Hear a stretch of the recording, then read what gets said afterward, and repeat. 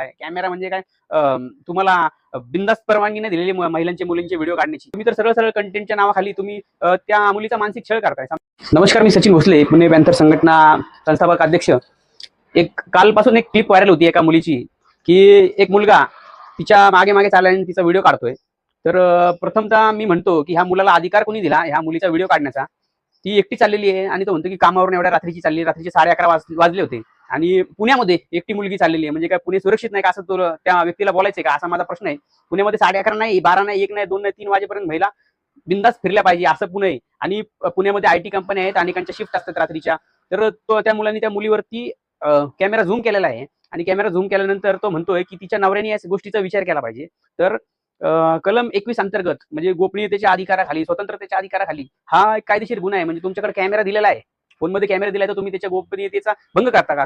तुम्ही तर सरळ सरळ कंटेंटच्या नावाखाली तुम्ही त्या मुलीचा मानसिक छळ करताय. समजा त्या मुलीची ओळख पटली, कुणी अंदाज लावला, त्या रस्त्याचा अंदाज लावला, त्यावेळी त्या मुलीला जर त्रास दिला, तर तुम्ही स्वतः तिच्या गोपनीयतेचा भंग करताय. पुणे हे एक संरक्षित म्हणजे सुरक्षित शहर आहे. दाखवले की कुठल्या तरी इतर राज्यामध्ये मुली जर एकट्या फिरल्या तर त्यांच्यावर काहीतरी अन्याय, अत्याचार आणि घटना घडलेल्या आहेत. तर पुण्यामध्ये अशा घटना खूपच कमी क्वचित घडतात. त्यामुळे असं पुण्याला नावं ठेवायचा प्रकार करू नका.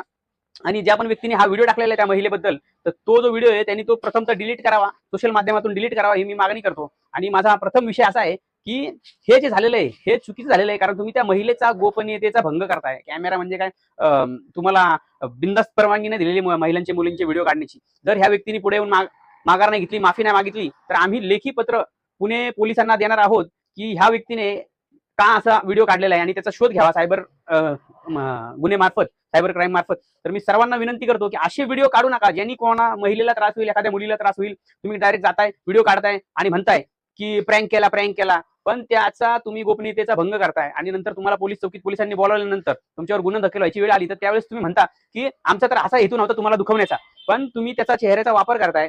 आता आम्ही स्वतः अनेक हजारो व्हिडिओ काढलेत, मी स्वतः. पण आमचं ध्येय काय असतं की नागरिकांना चांगल्या सुविधा मिळाव्यात, रस्ते व्यवस्थित मिळावे, पाणी, लाईट व्यवस्था चांगली मिळावी, याच्यासाठी व्हिडिओ काढतो. आमचा विषय असतो रस्त्याचा व्हिडिओ काढतो. जाणाऱ्या नागरिकाला विचारतो आम्ही की भाऊ तू याच्यावरती काय बोलणार आहे. महिला बोलतात, बससाठी अनेक महिला बोललेल्या आहेत, पण त्यांची परवानगी आम्ही घेतो.